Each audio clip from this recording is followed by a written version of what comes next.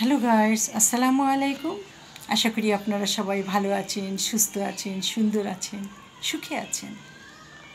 যাক, আমি এই দোয়াই করি সবাই যেন ভালো থাকে, সুস্থ থাকে, সুন্দর থাকে।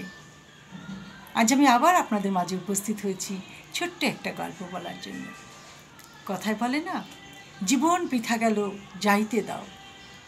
জীবনটা কি এতই ছোট, এতই হেলা খেলার জিনিস যে বৃথা যাইতে চলো আর আমি যেতে দিলাম? ভালোবাসা যত বড়, জীবন কিন্তু তত বড় নয়। সবাই বাঁচতে চায়, সবাই ভালোবাসার মানুষটাকে নিয়েই বাঁচতে চায়, তার জীবনটাকে বৃথা যেতে দেয় না। মানুষ মুখ থুবড়ে পড়ে যায়, ব্যবসা বাণিজ্যের লস খেয়ে মুখ থুবড়ে পড়ে যায়, তাতে কি? আবার ঘুরে দাঁড়ান, আবার উঠে দাঁড়ান। তাই বলে জীবনটাকে বৃথা যেতে দিয়েন না। জীবন মানেই হলো সংগ্রাম, জীবন মানে হলো যুদ্ধ। এই জীবন যুদ্ধে মানুষকে বেঁচে থাকতে হয়, হয়তো কাউকে সুখে শান্তিতে, কেউ হয়তো কষ্টে দুঃখে, কিন্তু তারপরও সুখটাকে খুঁজে নিতে হয়। সুখটাকে হাতের নাগালে না নিলে কোনো দিন সুখী হওয়া যায় না।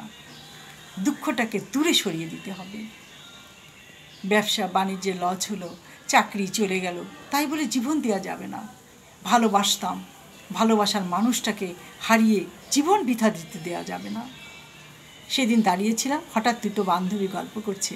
একজন কাঁদছে আর বলছে, আমি একটা ছেলেকে ভীষণ ভালোবাসতাম, খুব ভালোবাসতাম, কিন্তু ছেলেটা আমাকে বান্ধবীর মতো দেখত। তখনও বুঝিনি যে আমাকে তার ভালো লাগে, কিন্তু আমি যে তাকে ভালোবাসতাম, গভীর ভালোবাসতাম। একদিন ছেলেটাকে দেখে আমি ডাকলাম, এই সুমন, সুমন, এদিকে আসো। আমার বান্ধবীর সাথে পরিচয় করিয়ে দিই। আমার বান্ধবী অন্যদিকে মুখ ঘুরে দাঁড়িয়েছিল।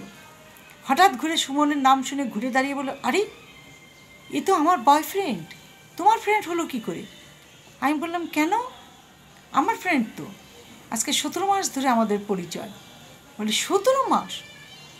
আজকে ছোটোবেলার থেকে আমরা দুজন দুজনকে ভালোবাসি, ভীষণ ভালোবাসি।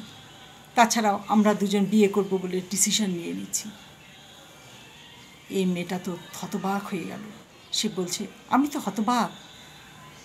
আর সুমন দূরে দাঁড়িয়ে আমাদের দুজনকে দেখছে, কোনো কথাই বলেনি। পরে ধীর পায়ে এগিয়ে এসে বলল, তুমি জানো না আমি তোমাকে ভালোবাসি না। তোমাকে আমার ভালো লাগে, বান্ধবীর মতো ভালো লাগে, কিন্তু আমি তো একেই ভালোবাসি।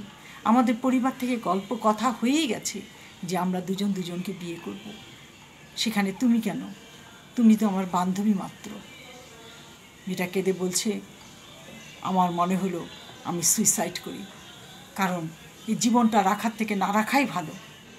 যখন আমি তাকে পেলামই না, তখন এই জীবন রেখে আমি কি করব? আমি হেসে ঘুরে দাঁড়ালাম, দাঁড়িয়ে মাথায় হাত দিয়ে বললাম, মা, জীবনটা কি এত সোজা?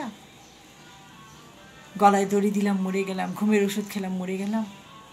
আল্লাহর কাছে কি জবাব দিব মা? বলো, বাবা মার কি হবে এটা বলো? সেই ছেলে তো তোমাকে ভালো লাগে, তার ভালোবাসা আর ভালো লাগার মানে অনেক পার্থক্য। তুমি তাকে ভালোবেসে ফেলেছো, কিন্তু সেটা ছিল একতরফা। ভাগ্য ভালো যে সে তোমার সর্বনাশ করে দেয়নি, তুমি এখনও ভালো আছো। কাজেই জীবনটাকে ঘুরে দাঁড়াও মা, নিজের পায়ে দাঁড়িয়ে যাও, দেখবে ভালোবাসা এসে একদিন তোমার কাছেই ধরা দেবে। কেন তুমি এত নিজেকে অসহায় মনে করছো? জীবনটাকে বৃথা যেতে দিও না মা। জীবন বৃথা গেলে যাইতে দিও না মা। জীবনটাকে ধরে রাখো, নিজের পায়ে দাঁড়িয়ে যাও। তখন মেয়েটা জড়িয়ে ধরে কেঁদে বলল, আন্টি, আমি চিনি না আপনি কে, কিন্তু আপনি এমনভাবে কথা বললেন যে আমি আর মৃত্যুকে ভাবতে পারলাম না।